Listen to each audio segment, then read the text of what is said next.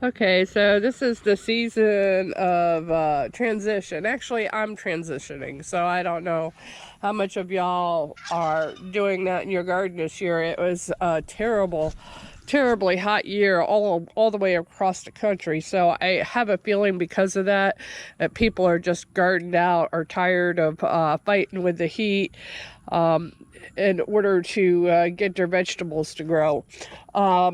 I wanted to show you the difference in a couple of varieties and why some tomato plants and why you should be going to your local nursery or your local grower or your local fruit stand to buy your plants instead of Walmart. As a matter of fact, I was at Walmart yesterday and looked at the plants they had. I was greatly disappointed. But with that said, so what I got here is these are called, I recently grew them about 2 weeks ago. I think I planted this, I transplanted the seedlings about 2 weeks ago. And this is how much some of them grow. Some of them have more shady, more sunny spots. But this is the indigo blueberry, clackamas blueberry, I think they call it. Anyhow, so some of these crossbreedings of seeds and so forth are starting to get expensive because you're actually paying for the research. It costs these people a lot of money to every year go through the process of creating these new types. Anyhow, so this is a blue.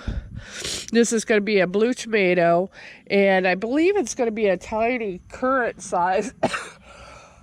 The fact that they call it blueberry makes me think it's going to be a blueberry sized tomato, but I think it's just beautiful as it is. Even, and I wanted to show you a little bit of the difference, and that's what I'm kind of into, is the beautiful looking vegetables. I'm trying to bring to forefront how beautiful vegetables are, and show off the practicality of planting edible items instead of ornamental. Anyhow, so this right here, I wanted to show you up close, and you can see like even the veins in the leaves are purple-ish. And they got fuzzy. Now this right here is one of our currant tomatoes.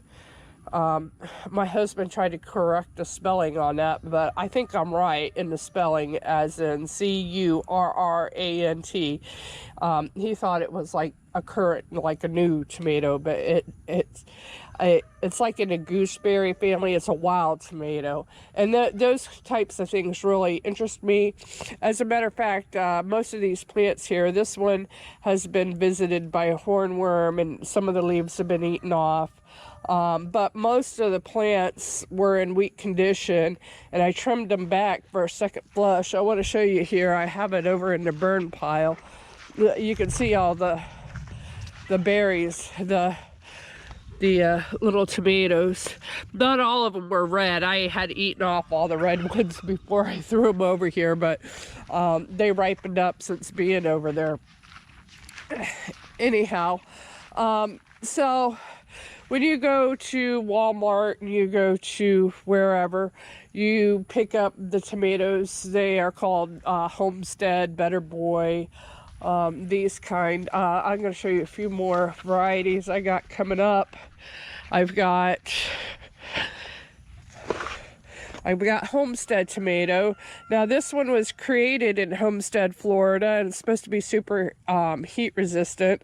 So we're gonna see how that goes. And we've got these right here that are baby Romas, and we'll be planting those up. I imagine those are going to be like a cherry, but an oval shaped cherry. We've also got black cherry and yellow pear, black cherries and yellow pear tomatoes growing. The anyhow, so the cherry tomatoes, in my opinion, are the easiest to grow in a container, even though the old school black cherry and the yellow pear get huge.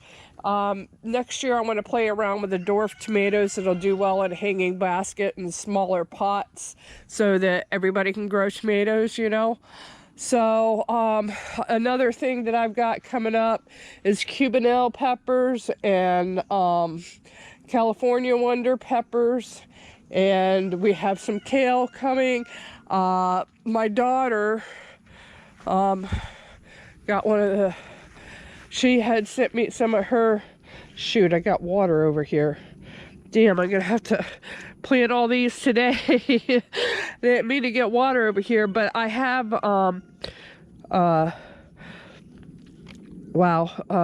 anyhow, some thyme, some squash, some chard, cilantro. I had planned on planting these today and tomorrow anyway, so we're okay. Some chard here. This is another plant I think is very beautiful, especially the mixed color Swiss chard and the Chinese celery is in a pink color. Thank goodness that's in a plastic.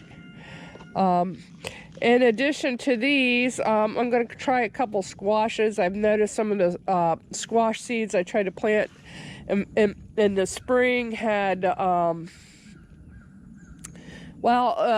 for instance, the pumpkins hadn't really you know, my seeds are getting old, so I need to use up my seeds. But they say that here in Florida, this is the best time to grow squash, less bug pressure and so forth, but I haven't tried it yet, so I hate pretending like I know it all and telling you, you know, that this is what you should do when I don't know for myself. So I'm just saying that I'm very excited for the season of change.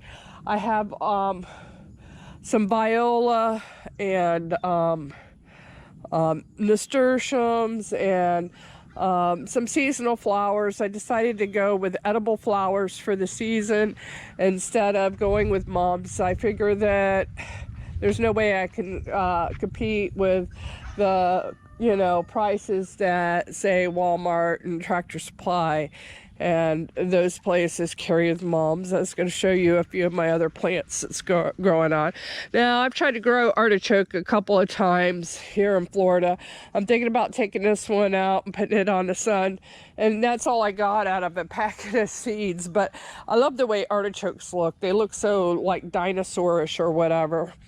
And then this is I think it's an offspring of a habanero of this guy. Some of his seeds from last year fell in there, and I'm going to be potting that guy up.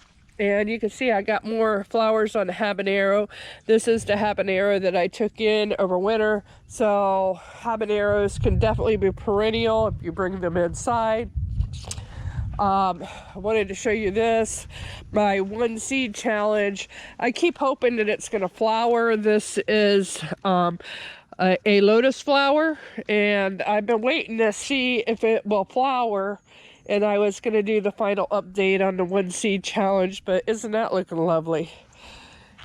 And over in the nursery area, I have moved. I haven't done a lot of advertising because I have felt like I didn't have enough stuff yet. I have been every day, heat, rain, or shine, been transplanting plants, and I've brought over like 1,000 plants. I still have a lot of this stuff to move.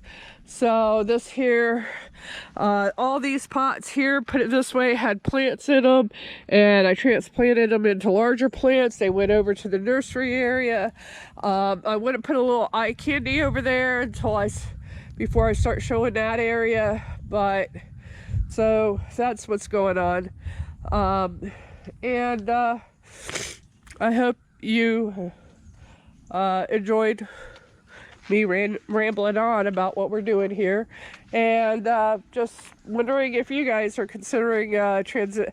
It is so hot. I just feel like nobody's gonna be ready for the fall garden, or maybe they will be because it was too hot to do anything this summer. Look at how branchy that one there is a cayenne.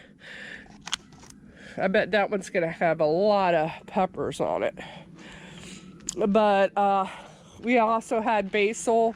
We have a lot of basil and a few ornamental plants. These aren't growing up enough yet, but here's some gold coleus.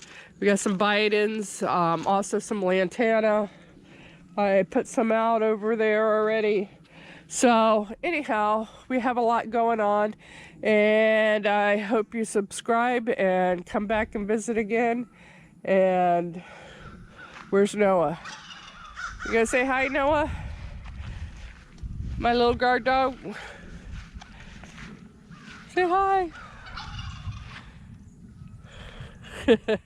Anyhow, he likes it when I turn the sprinklers on. He's a darker color than normal because he goes up and he drinks out of the sprinklers straight out the top. He's kind of goofy that way. Anyhow, he protects me while I'm out here doing my thing. So anyways, I hope you have a great day and see you later. Bye for now.